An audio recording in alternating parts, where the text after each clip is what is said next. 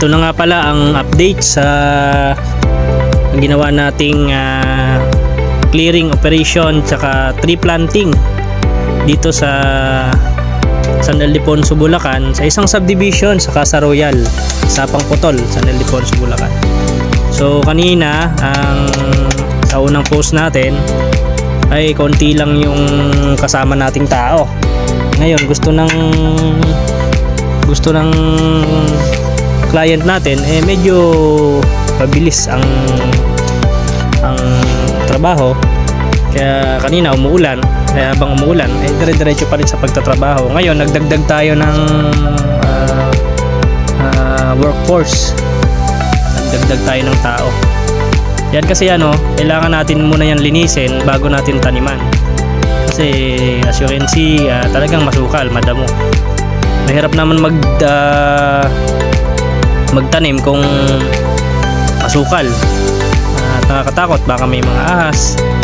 Tsaka para lumaki ng maayos at maganda yung tatanim natin, ang ini-aim kasi dito, medyo mainit kasi ang lugar, ang area, kaya magtatanim ng mga fast growing tree at the same time shade tree, yung magbibigay ng lilim sa property nila, kasi ito tataniman ng mga puno. Ayan, kung nakikita nyo ngayon, kung pagkakaiba nung kanina na nililinis pa lang, napakasukal, ngayon malinis na.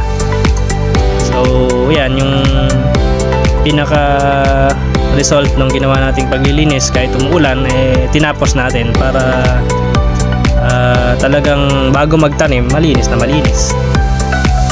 Ayan, medyo nagkakatubig dyan, kaya yung itatanim natin yung mga kayang mag-survive sa medyo nagtutubig na area.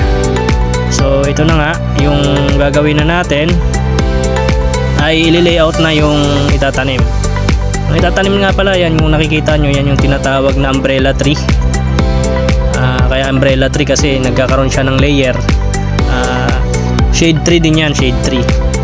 Tsaka at the same time fast growing tree yan, kasi nga yan sa bandang dulo na yan, corner lot na yan, dyan itatayo yung bahay ng client. So gusto niya merong magkakaroon ng lilim, sa magkakaroon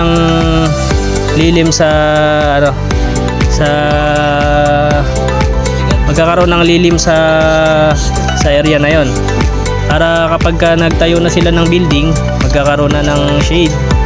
So hindi na nila problema yung mainit na area. Ang distance na ginawa natin dyan, distance apart. So nagsimula muna tayo ng distance dun sa may pinaka fence nila, nag-adjust tayo ng 2 meters. Tapos pinaka distance apart natin sa bawat puno ay 6 meters, para hindi naman mag-abot-abot. Actually ang tinanim lang naman dyan, mga panlilim lang, bali 2 African talisay tsaka 4 na native talisay. So yan ang proper na pagtatanim. So iuhukay ng sakto sa laki ng seedling bag tsaka sa tamang lalim.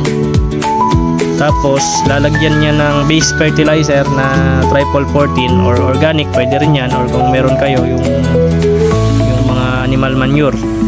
Tapos tatabunan lang at tsaka itatanim. Ang pinaka kasi dyan, ang pinaka objective ng paglalagay ng base fertilizer, para mas mabilis kumapit yung ugat sa lupa, tsaka dire-diretso ang pag-usad o paglaki ng puno. At kapag lumaki naman na yan, so trim na lang, pwede namang i-pruning.